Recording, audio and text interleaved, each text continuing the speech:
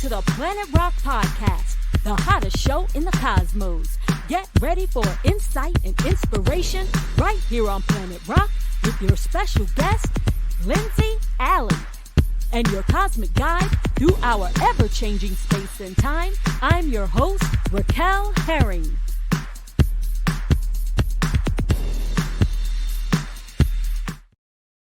Hello and welcome to the PlanetRoq Podcast, your go-to spot for all things relationships, personal growth, and navigating life's twists and turns, from the depths of dating and marital dynamics to the heights of spiritual journeys, entrepreneurship, money, pets, and plants. We explore every facet of human connection. I'm Raquel Herring, your cosmic companion on this wild ride called life.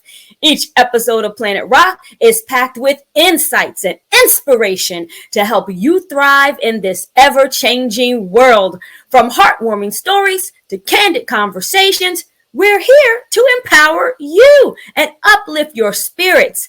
Tune in every Thursday at noon Eastern Standard Time on envision-radio.com, where praise meets talk for some real talk, real people goodness. And don't forget to catch the video replay on YouTube every Saturday. Remember to like, subscribe, and hit that notification bell to stay updated with all our latest episodes. So follow me on social media for updates and swing by my website at raquelherring.com to stay connected. So settle in and let's rock your world one relationship at a time right here on PlanetRoq. Get ready for a fun, exciting, and laughter-filled episode as we welcome the talented Lindsey Alley to PlanetRoq. You might know her from the Mickey Mouse Club days, where she starred alongside some of the biggest names in show business today. But Lindsey has so much more. She has since carved out her own unique path in entertainment, from acting to singing and even comedy, which is not surprising at all. She has graced stages from Broadway to cabaret shows and does it all with wit and charm. Join us right now as we dive into her fascinating career, hear her behind the scenes stories, and of course, share a lot of laughs, I know, along the way. You don't want to miss this episode. Check it out right now. We have Lindsey Alley. Welcome to PlanetRoq. Hi. Hi, how you doing? I'm so good. I just love watching your intro and seeing your face. I'm just grinning from ear to ear seeing you. You're so pretty. Thank you so much. It is so wonderful to be sitting here with you because it's been like forever. Too long. Yes, too long. I don't even want to stay. Long. How did we let that happen? I don't know. I don't know how we let that happen. Life, whatever it does, it did it. But we're here now. We're here. We found our way here. Thank you for having me. I'm so happy to be here. Oh, I'm so glad. It was so good seeing you at 90s Con, because I think out of the few times we had a chance to see each other, maybe in the past, maybe 5 years or so, like since decades ago, we actually had a chance to talk and connect this time. Yeah. So I'm so happy that we did that. And now we have good time to connect, and hopefully we will stay in touch. I really would like that. We will. And sometimes you need those little, experiences to kind of bring you back together. I love there's like a text thread going on with all the Mouseketeers now post that event. And it's so sweet. Everybody checking in on each other after this hurricane. Yes. And I feel like it was a great way to sort of just recalibrate our relationships. And absolutely. Absolutely. Yeah. So let's dive on in, Lindsey. Tell us what's going on with you. What exciting projects are you currently working on? And I'll ask the rest of the question after you tell me.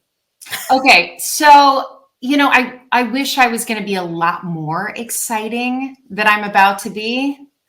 But as you were introducing me, I thought to myself, who is that she's describing? Who is that? That sounds so good. I want her life. Show business, as you know, is super weird. It's like, when it's good, and when it's bad, it's depressing. Yeah. Yes. So I can say this has been an incredibly thrilling year with, tons and tons of gigs. It's been kind of quiet. Wow. But in a way that's also kind of great because I have a little kid and, he's just so needy. He's so needy. He just requires so much parenting and attention. I think that's a kid. I guess I'm describing a child. Yes. He wants to be fed all the time. So I am like a kind of a stay-at-home mom right now. Wow. Well, that's a huge job. Thank you. I want to give mad props to all the stay-at-home moms out there because it is no joke. It's no joke. And I only have one. So I think I'm so exhausted because I got a late start. I had him when I was, 39. So that's it actually said on my chart, elderly mother. Are you serious? I'm serious. It said elderly mother? It said either elderly or geriatric mother. Wow. Yeah. That's crazy. It's great for my self-esteem. Right, of course. So I'm doing a lot of parenting, and when I'm not, the room parent and doing stuff for his school and kind of uber involved with him and running our house, then I'm moonlighting as a cabaret artist. Okay. So, and it's, it's great when I get to do my show. It's a thrill. I don't know. If this is a safe place to share, it's one of the only things in show business I still really, really love because show business has changed dramatically. I mean, we're not really going into auditions anymore. We're, putting ourselves on tape for stuff now. And the game has changed a little bit. So, anytime I get to work on my show and do my show, that really feels like old school show business. And I love it. I have a few questions from that. Yeah. Tell us about your cabaret show. What is that? What does it mean to be cabaret? And then how has the business changed so much? Those are the two questions. I'm just saying it so I don't forget. But tell us about your cabaret show. Explain that. So, thinking back, I feel like I've always had an act. You know what I mean? I feel like I've always been 40 and I've always had I've always had an act. Okay. And that act has grown over the years and changed and morphed based on what's happening in my life. Mm-hmm. And rather than it being sort of a traditional concert or cabaret show where I'm saying something like, this next song was written by Cole Porter and, beep bop boop. It's more about the stories. I want it to be more of a narrative with an arc. And that's what I try to do in every show is tell the story of me and why they should care or why they should, I don't know. I like to give them a little bit of context. I had this really weird childhood as an actor. And then, thinking I'm going to do the right thing and go to college and get a degree. And hopefully that's going to open all these doors. And of course it it didn't do what I kind of thought it was going to do, and then spent some years in New York giving it a go, spent some years in LA giving it a go, and all the trials and tribulations along the way, meeting my husband, having a baby, navigating show business now. I kind of touch on everything, relationships with my mom and going through the loss of my dad. I kind of touch on everything. So it's a little slice of life, show tunes, dirty jokes, family stories, a little bit of everything. That's what cabaret means to me. It's a little slice of life sharing. Now, is that the same as your one-woman show? Yeah. Blood, Sweat, and Mouseketeers. Yeah. I mean, in that particular narrative, I'm leaning more heavily on the Mickey Mouse Club stories. Okay. And like focusing more on that end of things. But honestly, this cabaret show can be whatever I want it to be at the moment. That's awesome. It's very fluid. So if I'm doing it for a corporate gig, I try to gear it towards that audience, always like working on a special number for that particular audience or crowd. Okay. It can kind of do whatever I want it to do, which is great to have any kind of control or power in a business where you have, traditionally no control or power as an actor, as an artist. Yeah. So I feel that every time I get to do it, I take my power back a little bit, which feels kind of fun. I totally understand that. Well, now you write your shows. You have one coming up. Did you want to talk about that? Yeah. Okay, let's go ahead. So yeah, I actually have several writers that I work with. Okay. I work with a guy named Eric Kornfeld, who also writes for Bette Midler, and he's one of the funniest people I've ever met. That's he's awesome. Incredibly creative and original. And then David Sexton, who I say is my emotional support animal. And he's sort of like the big picture guy. And then I have another awesome songwriter, parody writer, David Goldsmith, who is absolutely amazing. So it's usually the three of us kind of like hunkering down and working on these things. Awesome. And nobody does anything totally alone. So I have a lot of help, but I kind of go in and go, this is the kind of thing I want to talk about. Like I have this song called Perimenopause in the show, right? Because I just feel like this is what we're going through, If I'm sweating and hiving and, having hot flashes and all the wonderful things that accompany that, I feel like I should sing about it on stage, And you do. Blood, Sweat, and Mouseketeers I saw when we had the 30th. Yeah. Oof. Look at my mind just messed up when I said 30th reunion in Orlando 5 years ago. Oh, now I'm adding even more. Gosh, hush, Raquel, judge. You did your one woman show and it was hilarious. Aww. Oh my gosh. It was so fun. Like I didn't know what to expect, right? But I knew it would be something good, but it exceeded my expectations. Hilarious. Like if you haven't had a chance to see her show, wherever she goes, you gotta see her because Lindsey is just fantastic. Great storyteller. Sings her songs wonderfully, beautiful voice, and just like hilarious. That's what it is. And so you're going to possibly Miami? So I'm doing a Christmas show at a great little venue in Miami on December 4th. It's called La Poubelle, and it's one of these like really kind of old school supper clubs. I think it only seats about 60 people, but it's very swanky, and the cocktails are amazing, and the food is delicious. And there's this precious little stage, and it's like the best venue to do cabaret. Awesome.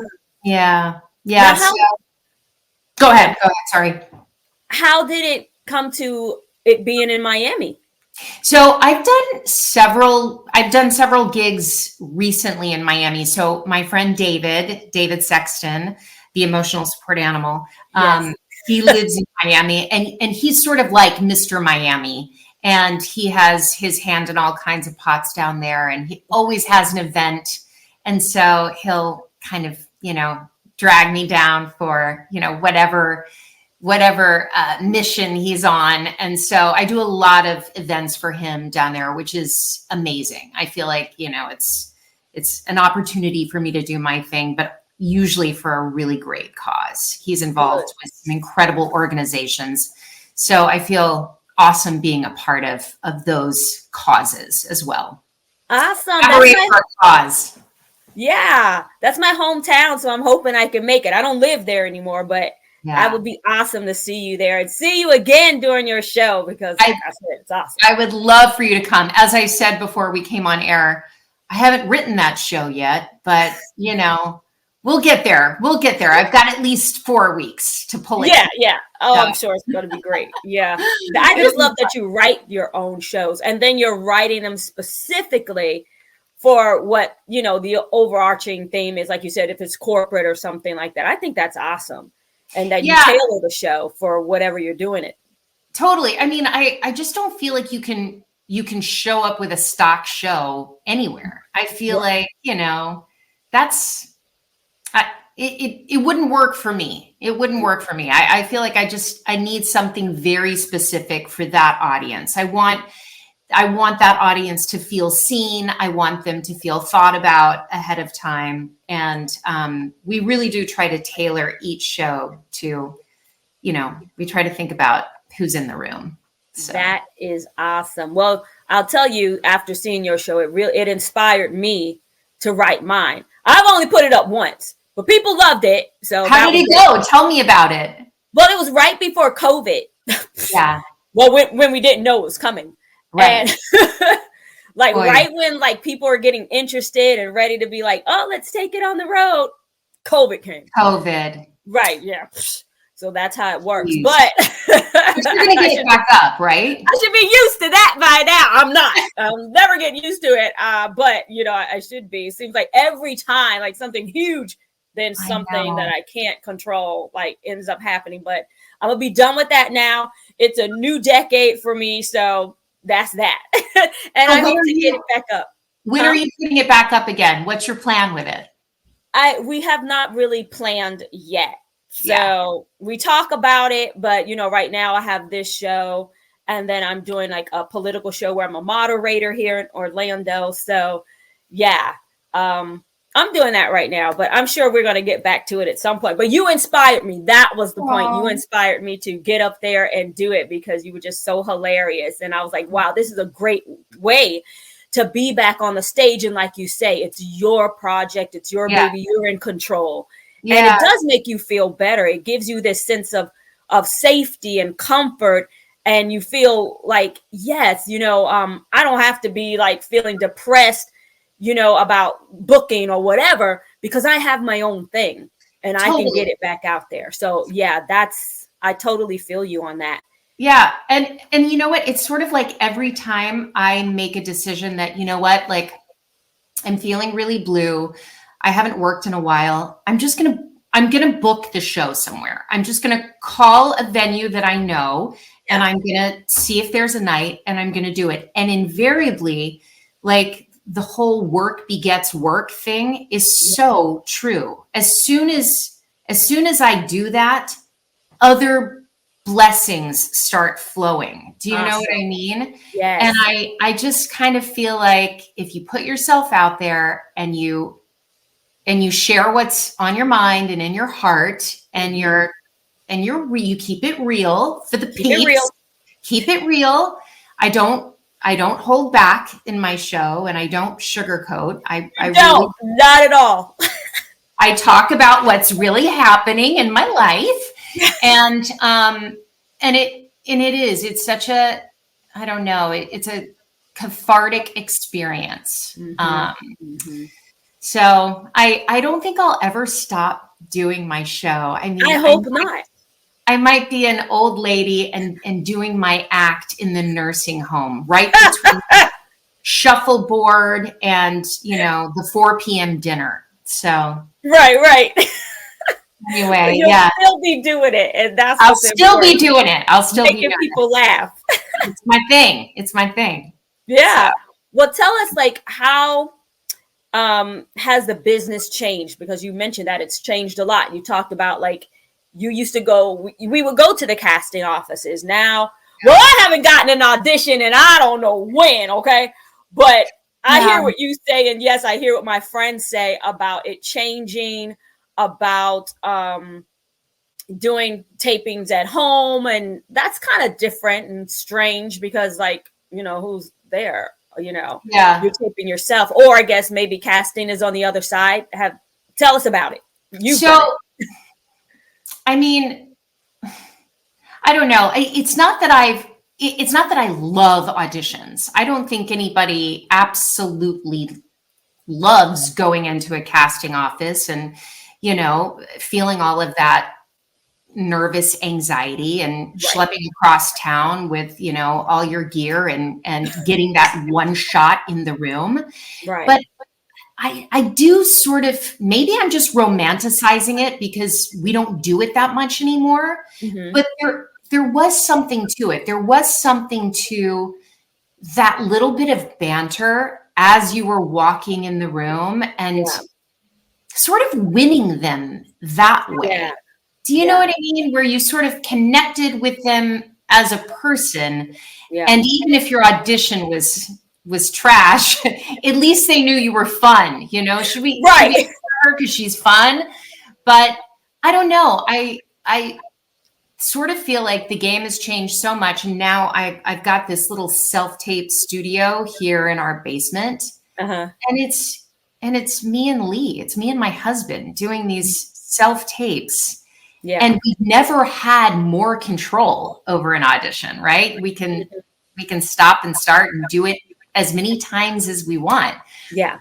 But I don't know. It just doesn't feel like this is the business I originally signed up for. And that nervous anxiety that you take into the room is ultimately just excitement and an opportunity to go and, play in the room with a live audience. And here it just feels like, I don't know. I mean, no shade to my husband because he's a very good reader.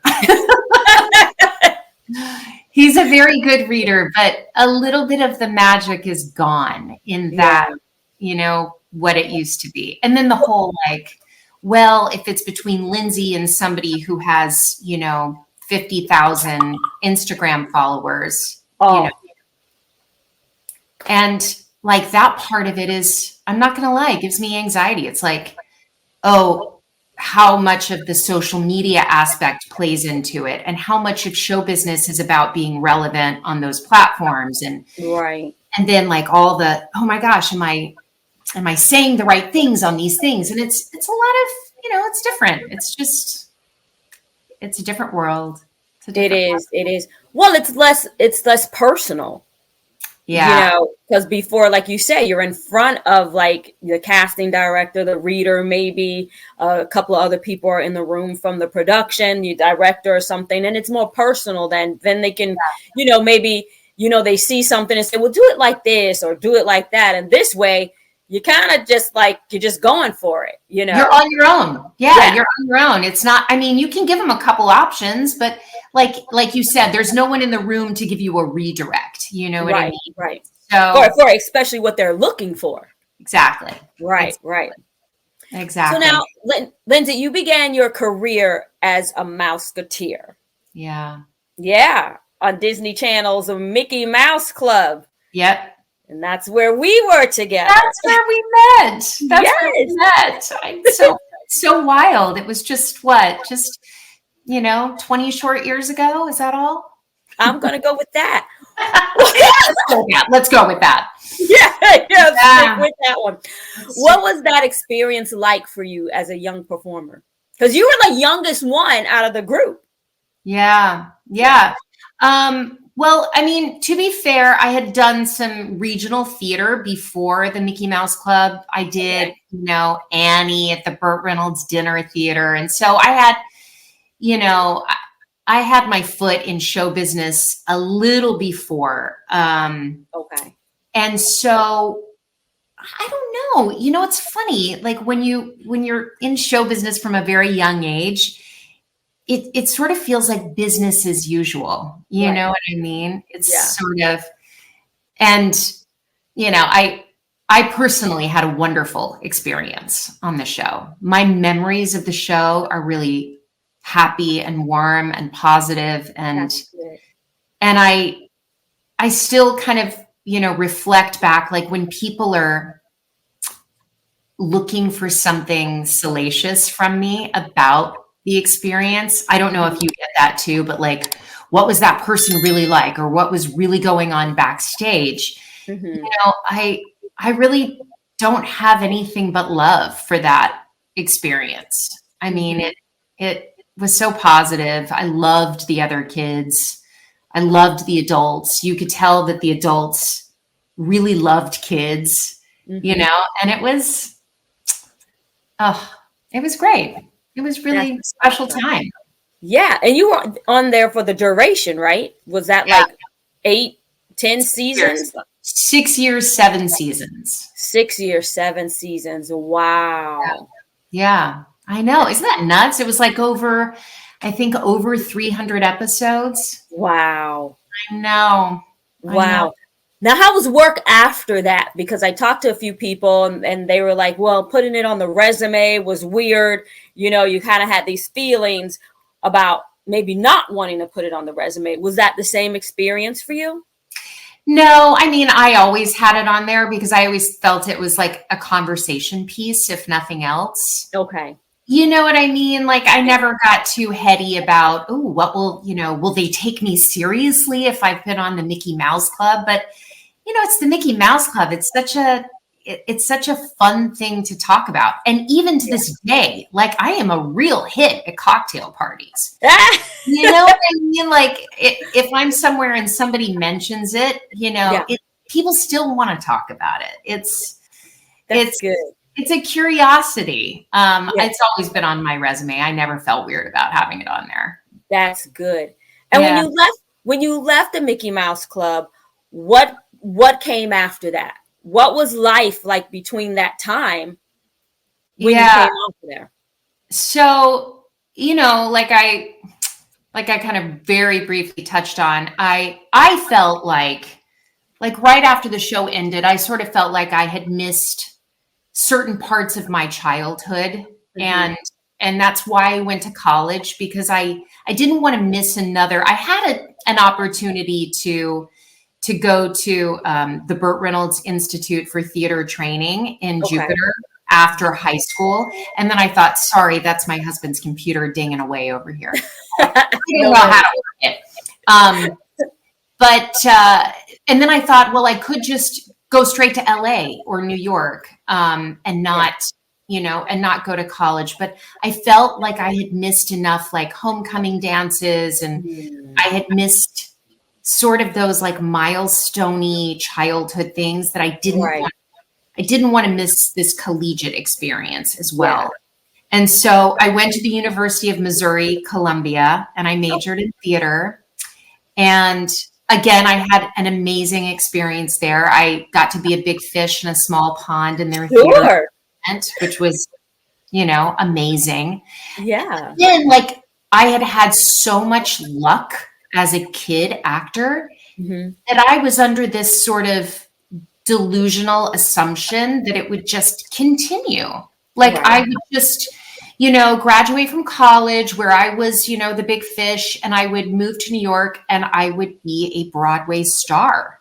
Right. And that was sort of the assumption. And then I wasn't. And then sort of a little bit of low grade insecurities set in those years after, as I started to be told no for the first time in my life. Wow. And navigating the business as an adult actor, I have found to be very different. And so that's kind of how my show was born, because I needed an outlet to, to share this transition and what I was going through and what was happening. And that's when the show kind of, it already started in college, but it was a weird transition and still continues to be. But I just, most days, try to laugh about it. And when I can't do that, then I have a martini. Okay. Like a martini that solves it. I mean, sadly, it's not solving it the way it used to. Even that's not working anymore. But, show business is, if a kid came to me now and said, should I be an actor? I would, I don't know what I would tell him. I would tell him, if you can't think about anything else, and this is what you're dreaming of all the time, then you owe it to yourself to see it through. But with the full knowledge of what it, what it does to your heart over the long term, you know?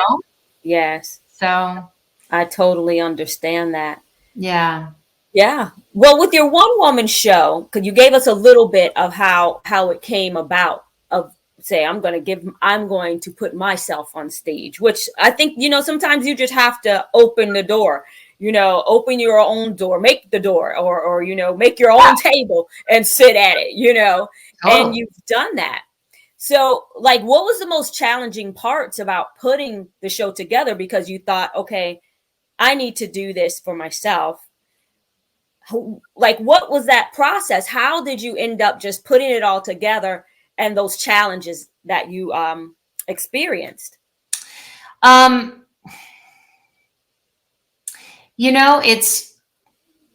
It's weird how shows come together. It's sort of like watching sausage get made. You know what I mean? It's kind of unpleasant, but I think about like, how can I flip this narrative? Like, how can I take this adverse experience and make it an interesting story that other people can relate to and see themselves in? And, I don't want it to ever turn into like a therapy, session on stage, but the ultimate goal is entertainment always. Right. But, I think about the stories that I want to share, and then the songs usually follow. Like, I don't usually, I feel like a lot of people lead with the music and lead with the songs, but I have always found like the stories sort of dictate, what I'm going to sing. And to be really truthful, like, I'm just, again, keeping it totally real. I'm not like an incredible singer. I'm a good singer, I'm a good singer, but I'm not like a singer. I'm not like you. I'm not like, you are a proper like singer. No, you are.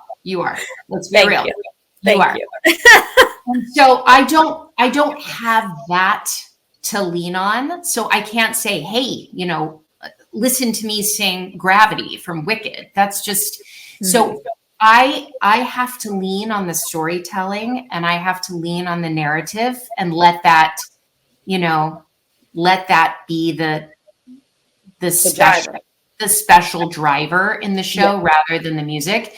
So again, like, every time I do it, it's a living thing. It's totally different every time. I mean, sometimes it's very emotional, and like I said, I'm talking about, my dad or my mom dealing with, a dementia diagnosis, or whatever might be happening, or being stuck alone at home with my toddler during COVID. All the things. But I just try to take all the stories and then, put them in a big pile and see what fits together, and then do it. What has been the most difficult story that you're like, I'm going to tell this, but gosh, well, first you were like, should I tell this story? Can I get it out when I'm on stage and, make it translate to people without falling to pieces or whatever? Was there any story that might have been challenging for you? I think if you ever feel that way about a story, like, ooh, can I tell this? That's the one, like that's absolutely the one you should share and tell. Okay. And I always try to find a way to flip the narrative, to rethink. Like, for example, I was trying to find a way to articulate like laughter in dark moments.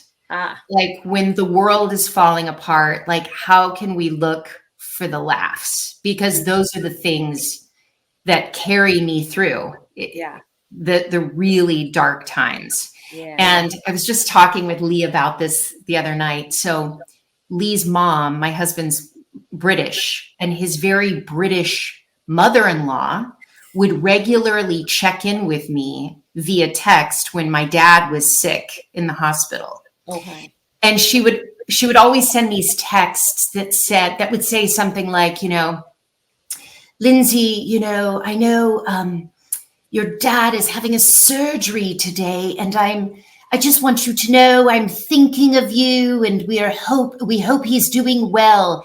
And she would always sign off with LOL, which in her mind meant lots of love. Okay. But for me, of course, all I could picture was her saying these heartfelt things and then dying laugh. Like, yeah, of course. So Rocky, even when my dad was so ill, like even when he passed away, she sent a text that said, we are so grateful he's no longer suffering. He's in a better place now. LOL. And even in this like heartbreaking, devastating moment, this little glimmer of laughter funny. Yeah. I hung on, and I've always looked for those little moments of joy and laughter when things are so and awful and the whole world is falling apart. There's always something to laugh at, always. Yeah. It might not be appropriate, but I'm gonna laugh. I'm gonna laugh at everything. Otherwise, I can't survive. Right. So I get that. Yeah. What was so when you're on the road or you're doing your show, what has been like the funniest moment that just like came out of nowhere and you're like, where did that come from? How did that even happen? Have there been times like that? Because you've been all over. I mean, you've been in New York doing this show. You've been in LA doing this show. You've been all around doing it. Yeah. I mean, so many weird things. I don't know. I can't even begin to tell you. I mean, What's always crazy. Have you ever gotten sick before a show? Oh, of course. Like where you think, I'm not going to be able to sing. I don't have a voice. And then all that like stress and panic sets in, and like you end up like moving every song down like a full step, right? And rewriting the show like, an hour before the show just to get through the show. But then like this insane burst of adrenaline comes through and everything. I mean, like it's been I do a lot of show on gay cruise ships, which is hilarious and amazing. And I've seen the world on these cruise ships with these guys, and it's been so fun. Yeah. But I had a guy, stop the show one night. He had too many cocktails, and we literally had to stop the show, and I had to take a moment backstage, and he had to be gently escorted back to his room one evening because he was trying to get up on the stage and do the show with me. Wow. Yeah. There's always something you're contending with. Yeah. Which is why I say you have to have a script. You have to have a show. Like, I don't understand the people who can just wing it on stage. No, I don't know either. No, like if you have the show, then you can always take the cart path and always come back to the show. You know what I mean? Right. But if you don't have that there and then the guy is suddenly on stage, then I feel like you're not free to, riff and ad lib and take liberties without that like grounding, that grounding show to begin with. So Oh yeah, and I don't understand the winging it either. Winging it? No. I need to have something. No. I need to have something solid. And I can do some whatever winging happens at the time within that, but I need to have something solid. Exactly. But don't you sort of think that's like growing up in show business too? Do you know what I mean? It's like being prepared. It's being prepared. Prepared. But I feel like a lot of people just get up and sort of wing it now. And I have no idea how they do that. My anxiety would be through the roof. Mine too. No, I learned to be prepared. And then but at the same time of being prepared, but also being fluid in the sense that, like you say, when something like that happens, you're not totally thrown off. You can engage, you can make jokes about it. You can take it from there. And then, like you said, come back to the show because you have that grounding, that foundation there to come back to. And keep it moving. Yes, exactly. Exactly. It gives you the freedom to actually be in the room. Right. Do you know what I mean? So exactly. Yeah. The Mickey Mouse Club. What are the funniest, like 1, 2, however many you want to share of your time being on the Mickey Mouse Club? Like funniest things that happened? Yeah. I mean, most of them were off stage. Most of them were like off camera, right? I mean, will you agree? Please agree with me that pie fight that Fred arranged was just to this my gosh, that was amazing. Amazing. Who gets to do that? Tell the people what he did, please. Because to this day, I still can't believe he arranged that and made it happen. I probably don't remember it as detailed as you do, but oh my gosh, when we knew that he had arranged for us to just go crazy, throwing pies at each other. I mean, it was huge. That room was huge. He has like what? Huge soundstage. 1,000 banana cream pies or something? Yes.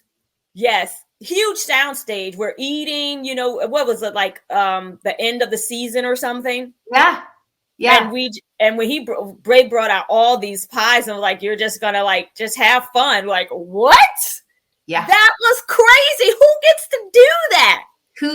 I was cleaning like banana cream out of my ears. Like it was in my ears. It was everywhere. But to this day, that is still one of my fondest memories of just the entire staff, all the kids outside that soundstage, ruining the ground with that. Like, I mean, it would just never happen. It would never happen now. Yeah, but that pie fight was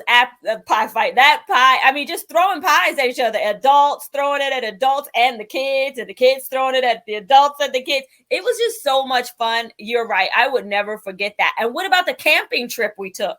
Oh my gosh. That was crazy. I can't believe our parents let us go. Right. I'm still shocked. I was surprised my mom let me go. I was like, what? Marsha let me go. I'm still stunned. I cannot get over it. It's so crazy. Yeah, I know. If you could give your younger self one piece of advice from the perspective you have now, and I think you've said this probably already, what would it be? Your younger self. I think I wouldn't give this advice to my younger self, Mickey Mouse Club days, because I feel like I had it then. Okay.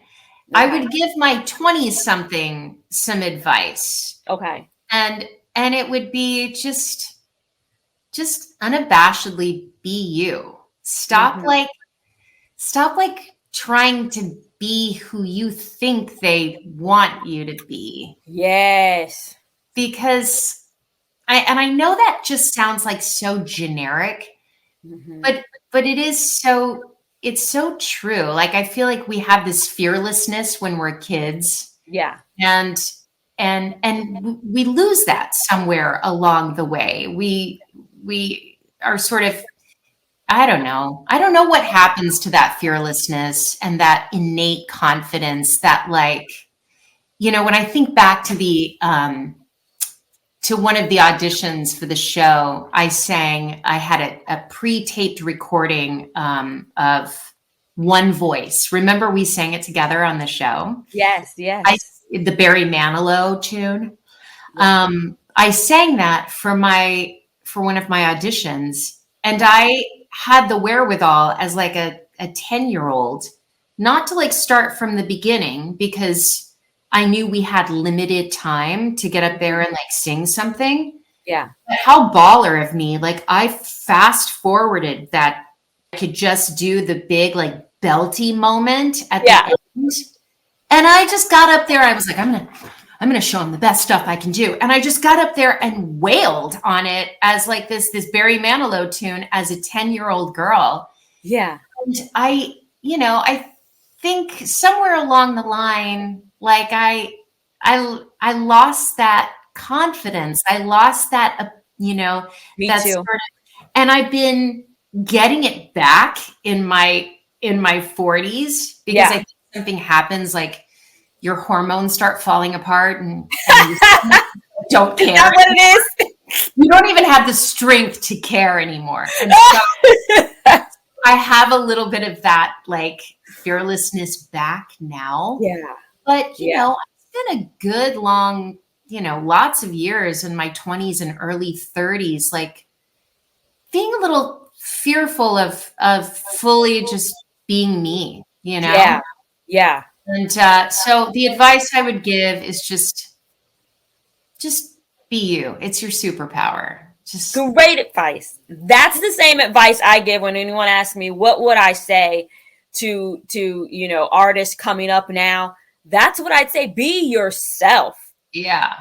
Because you do get caught up in like trying to be who you think they want you to be. Because I don't know where, like you said, where along the lines did it come you weren't enough?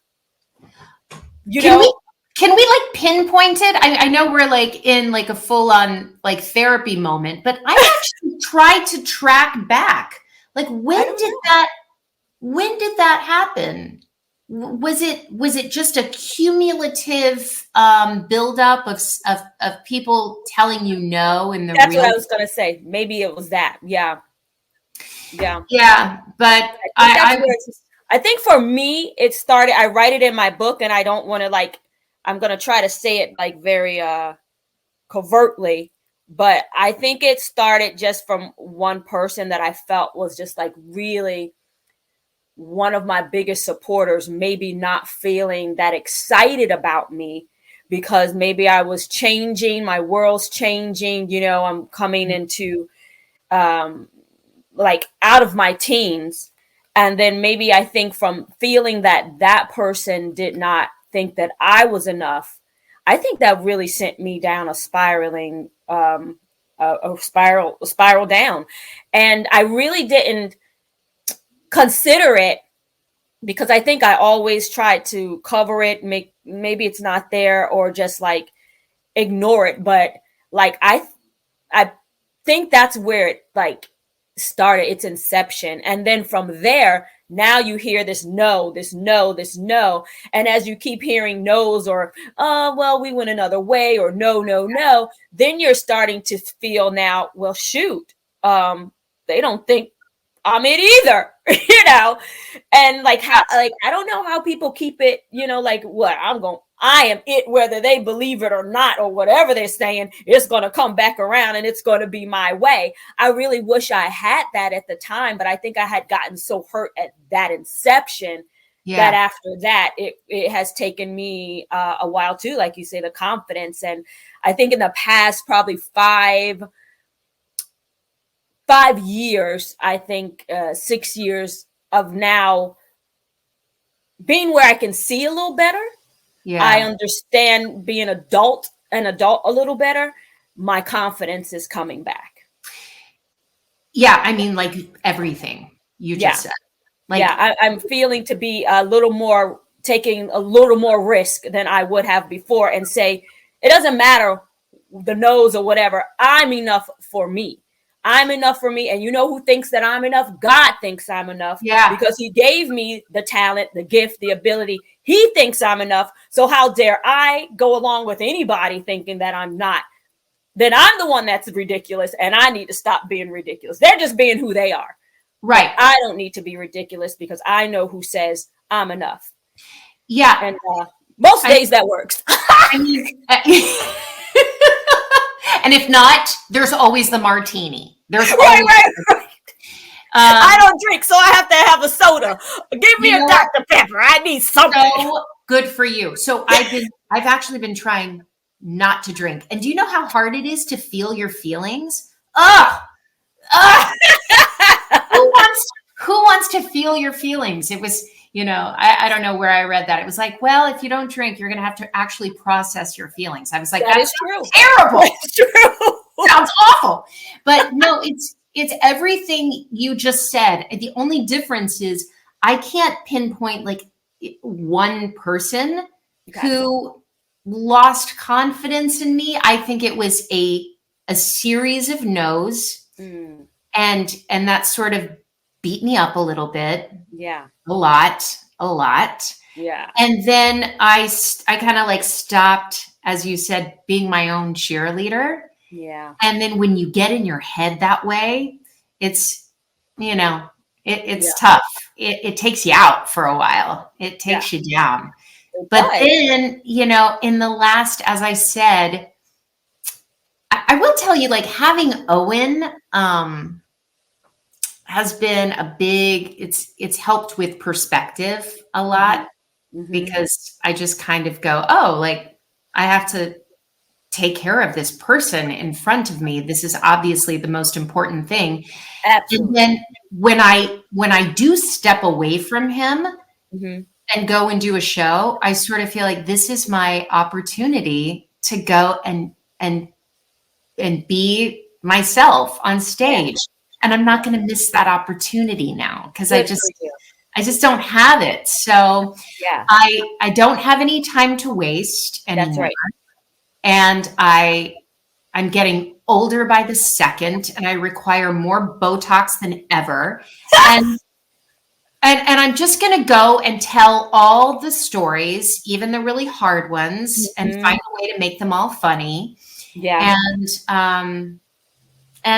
And try not to care about how many Instagram followers I have, or what so-and-so thinks about me for saying that thing I said on stage. I'm just going to try to live as authentically as I possibly can. So that's good. That's awesome. I think that's great advice for everybody, to live as authentically as you can, because I mean, that's all you have. And we should be excited about that, because we're uniquely ourselves if we just be that person. But sometimes like the industry, makes you feel, well, I can't say they make you, but because of the series of events and experiences can kind of, take you the opposite way. Well, let's talk about like the most rewarding part of your journey in the industry. Okay. What has it been? Because there has to be you've had so many great experiences. I have. It's so funny. Like, when you say that, I'm giggling in my mind a little bit, because I'm like, have I? But I have. Like, if I look at my trajectory on paper, it looks pretty good.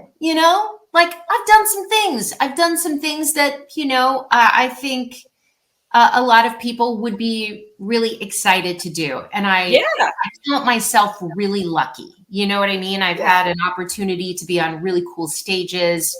I've worked with wonderful people. I now get to do my own show, and I'm funny enough looking. Like I'm not beautiful, but I'm funny looking. So I will age into roles as I get older.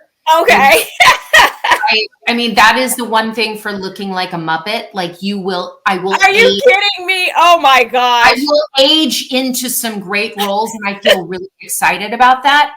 But Yes. I think what was your original question? What's been the most fulfilling? Yeah, the most rewarding part of being in the industry for you. The relationships. Yes. It's the relationships and the friendships and the idea that, like, I'm on your podcast. We've had a 35-year, it might not be consistent over the years, but we have now a relationship of 35 years. Yeah. We've reconnected. It's like getting to connect with these wonderful people in my life. Yes. And that is the most rewarding part, is just the friendships, the relationships, the bonding. That's the best part of show business. Lindsey, thank you so much for coming on the show, sharing your heart with us, sharing your experience and your advice. I so appreciate you being here. Again, people, you have got to check out her show. If it comes to your town, blood, sweat, Mouseketeers, or look, she changes it all the time. I mean, she's so creative, she can change her show at the drop of a dime for whatever you need it for. Okay, so that's right. It's malleable. Right. And I'm for hire. I'm available. So that's right. Yeah. I love it. Rocky, I love you so much. I You love never you too. age. You get more gorgeous every year. It's really annoying. Like, Glory to God. knock it off. Thank you so much. And thank you to all our listeners who took the time out today to come listen to us. You could have been anyplace else, but you chose to come be here with us right here on Planet Rock. Come back next Thursday, 12 noon Eastern Standard Time on envision-radio.com. Check out the YouTube video replay of all of our episodes on Saturday. That's when they premiere, but they keep going on. So at any rate, thank you so much. We love you. Again, stay blessed and come back next week right here on Planet Rock. What an awesome show full of insight and inspiration. Thank you to our guests and listeners. Look forward to hearing us next week on envision-radio.com at 12 noon right here on Planet Rock.